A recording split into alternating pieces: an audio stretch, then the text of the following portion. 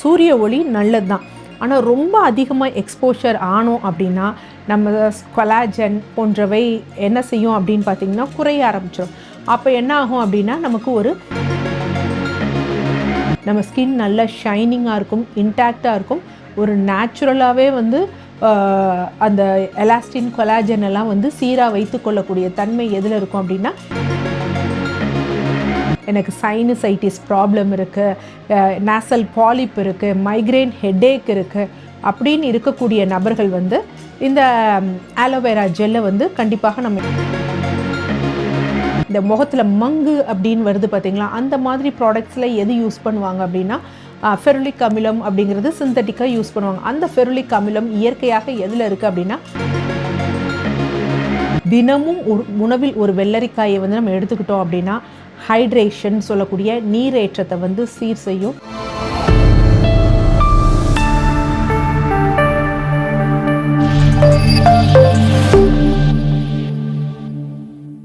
Cosmo health நேயர்களுக்கு வணக்கம். நான் உங்கள் டாக்டர் ராஜலக்ஷ்மி, சித்தா ஃபிசிஷியன். இந்த பதிவில் எதை பற்றி பார்க்க போகிறோம்னா, இளமையாக இருக்க நம்ம என்ன ஃபாலோ பண்ணும், என்ன காரணங்களால் நம்ம கொஞ்சம் முதுமையாக தெரிகிறோம் அப்படிங்கிறத தான் பார்க்க போகிறோம். என்ன காரணம் அப்படின்னா, இன்று நிறைய நபர்கள் என்ன அப்படின்னா ஆனாங்க அப்படின்னா, ஸோ அவங்க என்ன பண்ணிடுறாங்கன்னா, நரைத்திரை, மூப்பு, பிணி, சாக்காடு இதை யாராலும் வந்து என்ன அப்படின்னு பார்த்தீங்கன்னா மறைக்க முடியாது, இல்லை நிறுத்தி வைக்க முடியாது. பட் நம்ம என்ன பண்ணலாம்னா, கொஞ்சம் போஸ்ட்பான் பண்ணலாம். நமக்கு நரைமுடி இருக்குது அப்படின்னா நிறைய பேர் பார்த்துருக்கோம், வயதானவர்கள் ஹேர் டை அடிச்சிருப்பாங்க.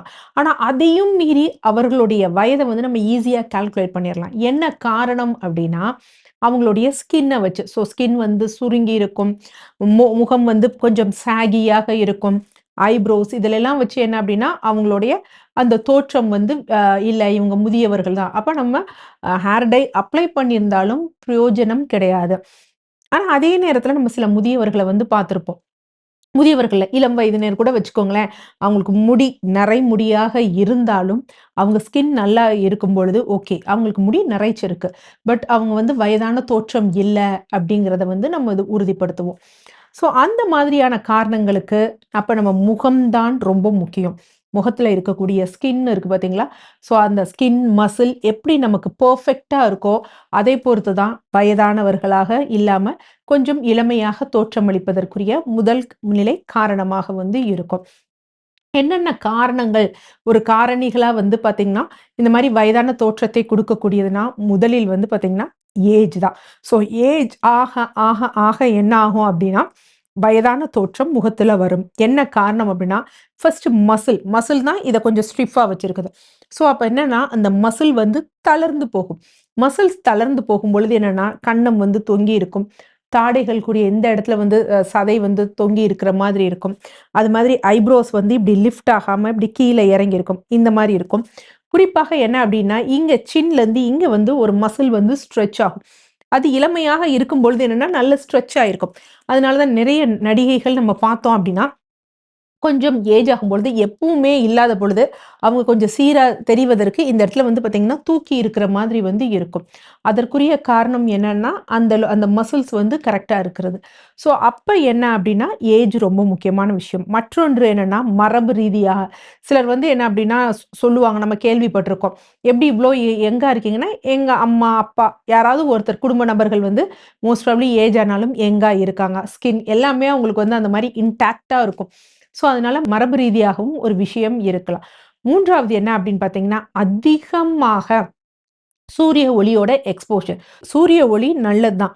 ஆனால் ரொம்ப அதிகமாக எக்ஸ்போஷர் ஆனோம் அப்படின்னா நம்ம கொலாஜன் போன்றவை என்ன செய்யும் அப்படின்னு பார்த்தீங்கன்னா குறைய ஆரம்பிச்சிடும்.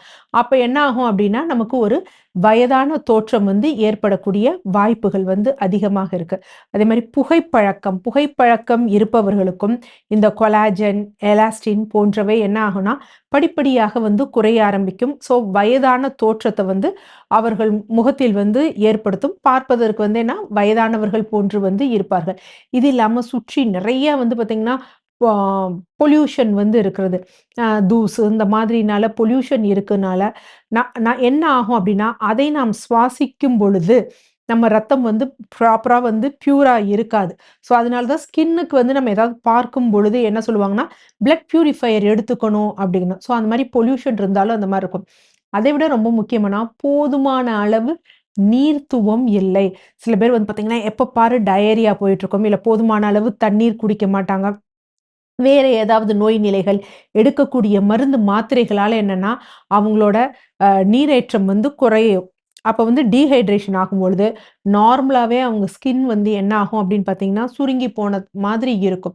ஸோ, அதனால டீஹைட்ரேஷனும் என்னவாக இருக்கும்னா, ஒரு சில காரணங்களாக இருக்கும். ஸோ, இந்த மாதிரி வந்து பல காரணங்கள் வந்து இருக்கு. அப்ப இதிலிருந்து நம்ம வெளிவரணும் அப்படின்னா, இல்ல நம்ம எப்பயுமே இளமையாக இருக்கணும்னா, என்னென்ன வகையான ப்ராடக்ட்ஸ வீட்டிலேயே நம்ம வந்து பயன்படுத்தலாம் அப்படிங்கிறத நம்ம தொடர்ந்து வந்து பார்ப்போம்.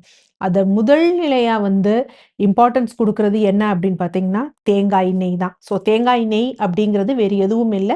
தேங்காய் எண்ணெய் தான். ஸோ தேங்காய் எண்ணெயில வந்து நல்ல ஒரு கொழுப்பு அமிலங்கள் வந்து இருக்கு. ஸோ அது மட்டும் இல்லாமல் இதில என்ன இருக்கு அப்படின்னு பார்த்தீங்கன்னா, லாரிக் அமிலமும் இருக்கு. ஸோ நார்மலாவே குழந்தை முதற்கொண்டு என்ன அப்படின்னா, நம்ம தேங்காய் எண்ணெய வந்து நம்ம நல்லா அப்ளை பண்ணிக்கிட்டு வந்தோம் அப்படின்னா, நம்ம ஸ்கின் நல்லா ஷைனிங்கா இருக்கும், இன்டாக்ட்டா இருக்கும். ஒரு நேச்சுரலாவே வந்து அ அந்த எலாஸ்டின், கொலாஜன் எல்லாம் வந்து சீரா வைத்துக் கொள்ளக்கூடிய தன்மை எதுல இருக்கும் அப்படின்னா, இந்த தேங்காய் எண்ணெய். ஸோ தேங்காய் எண்ணெயை எப்படி யூஸ் பண்ணலாம் அப்படின்னா, மோஸ்ட் ப்ராபப்ளி செக்கில ஆட்டிய தேங்காய் எண்ணெய் வந்து ஃபாலோ பண்ணலாம். விர்ஜின் கோகனட் ஆயில் யூஸ் பண்ணலாமா அப்படின்னா, யூஸ் பண்ணலாம்.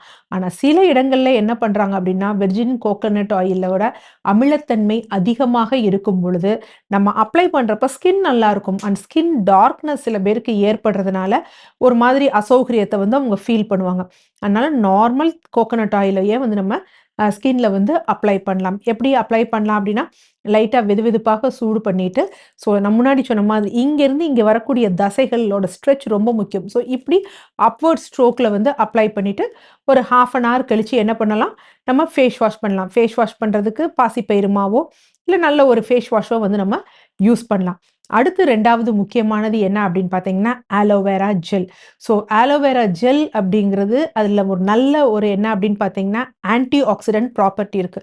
ஸோ ஆன்டி ஆக்ஸிடென்ட் அப்படின்னா, செல்கள் அதிகமாக சேதாரம் அடைவதை, டேமேஜ் அடைவதை குறைக்கும் தன்மை தான் ஆன்டி ஆக்ஸிடென்ட்ன்னு சொல்றாங்க. ஸோ அதனால நம்ம என்ன பண்ணலாம், தேங்காய் எண்ணெயும் யூஸ் பண்ணலாம். இல்ல ஆலோவேரா ஜெல்ல வந்து எக்ஸ்டர்னலா வந்து மாய்ஸ்சரைசர் ஆட்டம் வந்து நம்ம தினமும் இரவு வந்து முகத்துல வந்து யூஸ் பண்ணலாம். பட் ஆலோவேரா மாய்ஸ்சரைசரா யாரு யூஸ் பண்ணக்கூடாதுன்னா, எனக்கு சைனசைட்டிஸ் ப்ராப்ளம் இருக்கு, நாசல் பாலிப் இருக்கு, மைக்ரேன் ஹெட்டேக் இருக்கு அப்படின்னு இருக்கக்கூடிய நபர்கள் வந்து இந்த ஆலோவேரா ஜெல்ல வந்து கண்டிப்பாக நம்ம என்ன செஞ்சிரணும், அவாய்ட் பண்ணிரணும். அடுத்து 3வது முக்கியமானது என்ன அப்படின்னு பார்த்தீங்கன்னா, தேன். ஸோ தேன் அப்படிங்கிறது இதுவும் ஒரு நல்ல மாய்ஸ்சரைசர். ஏன்னா நம்ம முன்னாடி சொன்னோம் பார்த்தீங்களா, வெயில் இந்த மாதிரி வர்றதுனால, நார்மலாவே நம்ம ஸ்கின் வந்து பார்த்தீங்கன்னா, கொஞ்சம் டேன் ஆகும். டேன் ஆகவும், இன்னொன்னு வெளியில இருந்து கூடிய அந்த மாய்ஸ்சர் காற்று வந்து நம்ம ஸ்கின்ன வந்து டேமேஜ் பண்ணி, அங்க இருக்கக்கூடிய ஈரப்பதத்த வந்து எடுக்கும். ஸோ அதற்கு நம்ம என்ன பண்ணலாம் அப்படின்னா, தேன் அப்ளை பண்ணிட்டு டெய்லி ஒரு ஒரு 10 மினிட்ஸ் நம்ம ஹனி பேக் போட்டோம்னா நல்லது. ஹனி பேக் போட்டோம் அப்படின்னா, ஆ நம்ம முடியெல்லாம் வந்து நரைத்திடும் அப்படின்னுவாங்க. கிடையாது. ஹனி வந்து ப்ளீச்சிங் ஏஜென்ட் கிடையாது. அதனால தாராளமா முகத்துல வந்து நம்ம என்ன பண்ணலாம், ஹனி அப்ளை பண்ணலாம். அடுத்து 4வது முக்கியமான விஷயம் என்ன அப்படின்னா, முட்டை. ஸோ எக் வந்து யூஸ் பண்றோம். இங்க என்ன அப்படின்னு கேட்பாங்கன்னா, எக் வந்து ஒரு சிலருக்கு அலர்ஜி ஆகும். ஸோ அலர்ஜிக்கு ஆகுறவங்க எக்க வந்து நம்ம வந்து யூஸ் பண்ணக்கூடாது. குறிப்பாக ட்ரை ஸ்கின் இருப்பவர்கள் நம்ம முட்டைய வந்து தவிர்த்திடணும். அது இல்லாம அந்த எக்ல என்ன இருக்கும்னா, கொலாஜன், ஸோ பயோட்டின் போன்றவை இருக்கனால நன்மை பயக்கும். ஆனா என் ஸ்கின் ஏற்கனவே ட்ரையா இருக்கு, அலர்ஜியா இருக்கு அப்படிங்கிறவங்க எக்க வந்து அவாய்ட் பண்ணிரணும். 5வது முக்கியமான விஷயம் என்னன்னா, கனிந்த வாழைப்பழம். ஸோ கனிந்த வாழைப்பழத்தில என்ன இருக்கு அப்டின்னா, ஃபெருலிக் அமிலம் அப்படிங்கிறது இருக்கு. இன்னைக்கு நெறைய நம்ம இருக்கக்கூடிய ப்ராடக்ட்ஸ்ல எல்லாம் என்ன அப்டின்னா, ஆ குறிப்பாக இந்த முகத்தில மங்கு அப்படின்னு வருது பார்த்தீங்களா, அந்த மாதிரி ப்ராடக்ட்ஸ்ல எது யூஸ் பண்ணுவாங்க அப்டின்னா, ஃபெருலிக் அமிலம் அப்படிங்கிறது சிந்தெடிக்கா யூஸ் பண்ணுவாங்க. அந்த ஃபெருலிக் அமிலம் இயற்கையாக எதுல இருக்கு அப்டின்னா, வாழைப்பழத்தில இருக்கு. ஸோ நம்ம என்ன பண்ணணும் அப்டின்னா, கனிந்த அந்த வாழைப்பழம் அதனுடன் என்னன்னா, தவிடு. நார்மலாவே நாட்டு மருந்து கடைகள்ல வந்து தவிடு வந்து கிடைக்கும். ஸோ வாழைப்பழத்த அப்படியே முகத்துல போடக்கூடாது. ஸோ தவிடு வந்து இருக்கும். இத என்ன பண்ணணும், இப்போ ஒரு உதாரணத்துக்கு 1 கைப்பிடி தவிடு எடுத்தோம் அப்படின்னா, 2 கனிந்த வாழைப்பழம். கனிந்த வாழைப்பழம்னா தோலெல்லாம் ஒரு மாரி பிளாக்கா இருக்கும் பார்த்தீங்களா? ரொம்ப இளகி இருக்கும் பார்த்தீங்களா? அந்த வாழைப்பழம். அது 2யும் நல்லா அப்படியே மிக்ஸ் பண்ணணும். கைய வச்சு மிக்ஸ் பண்ணணும். இல்ல மிக்ஸர் வச்சு மிக்ஸ் பண்ணிட்டு, கொஞ்சம் நேரம் கழிச்சு என்ன அப்படின்னா, அத கொஞ்சம் டில்ட் பண்ணி வைக்கணும். இல்ல ஃபில்டர் மாரி வச்சு கீழ ஏதாவது ஒரு பாத்திரம் வச்சோம் அப்படின்னா, அதிலிருந்து என்ன அப்படின்னா, ஒரு லிக்விட் மாரி ஸ்ட்ரெயின் ஆயி வரும். ஸோ ஸ்ட்ரெயின் ஆயி வர லிக்விட எடுத்து நம்ம கலெக்ட் பண்ணிட்டு, அத டெய்லி நம்ம அப்ளை பண்ணிட்டு வந்தோம் அப்படின்னா, குறிப்பாக மங்கு போன்றவையோடது அதுவும் குறைய ஆரம்பிக்கும். ஸ்கின்னும் என்ன அப்படின்னு பார்த்தீங்கன்னா, நல்ல ஒரு ஃப்ரெஷ்ஷா வந்து ஒரு லுக் குடுக்கும். குறிப்பாக வெயில்ல போய் நான் சுத்திட்டு வந்தேன். என் ஸ்கின் கொஞ்சம் டேன் ஆயிடுச்சு. டேன் ஆயிடுச்சுன்னா என்ன வெயில்லருந்து புரொடெக்ஷன் குடுக்குறதுக்காக கொஞ்சம் ஒரு கொடையா மெலானின் பிக்மென்டேஷன் கொஞ்சம் ஜாஸ்தியா வந்து இருக்கும். ஸோ, அத நம்ம அடுத்த நாளே இத அப்ளை பண்ணோம்னா, அது குறைய ஆரம்பிக்கும். ஸோ, இந்த 5 இதையும் ஃபாலோ பண்ணிட்டு, இன்டர்னலா வெள்ளரிக்காயை எக்ஸ்டர்னலா போடுறதுனால பெரிய பிரயோஜனம் கிடையாது.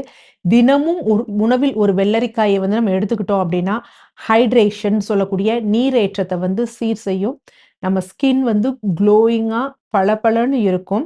வெண்மையா இருக்கும் அப்டின்னு நெனைக்கிறது தவறான ஒரு விஷயம். சிகப்பா மாறும்னு. க்ளோயிங்கா, பளபளப்பா, சாகியா இல்லாம, அதிகமாக மருக்கள் இல்லாம, இளமையான ஒரு தோற்றத்த வந்து நமக்கு குடுக்கும். நன்றி.